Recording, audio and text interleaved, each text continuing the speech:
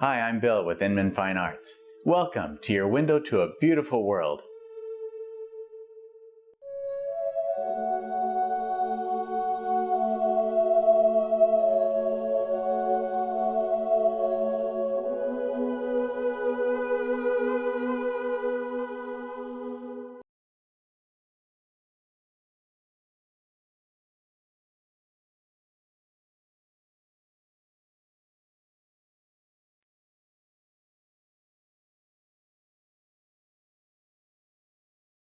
When we moved here, these trees were cut all the way down to the ground.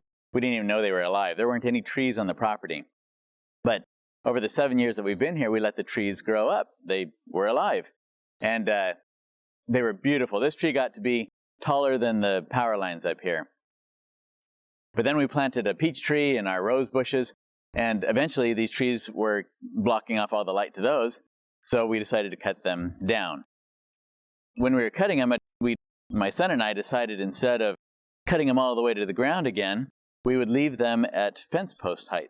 And then we just take some slats and build a fence right here for our future flowers and roses and other plants to kind of climb over.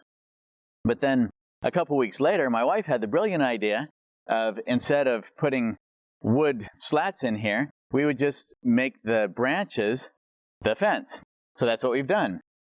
So as you can see, we had 3 main big trees that are posts right now, and we just took this Kevlar string here, strung it from tree to tree, and did 3 levels of it.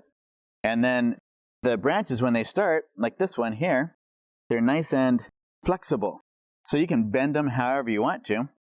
We just tie them to the strings as we go along and create our living fence.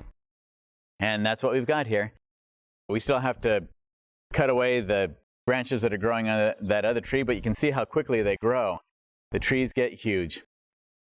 All right, these are catalpa trees, and they remind me of the beanstalks in Jack the Giant Slayer, where everything just kind of twists and turns, branches like big vines. They're really cool looking. As we go along, we will remove these strings so they don't start cutting into the vines. They grow so fast, they'll grow right around these strings. And then once the branches have all connected together, then we're going to remove all of the guide wires that we have on here for the branches. It'll be a true no strings attached fence. Then, this tree you can see is a little bit different.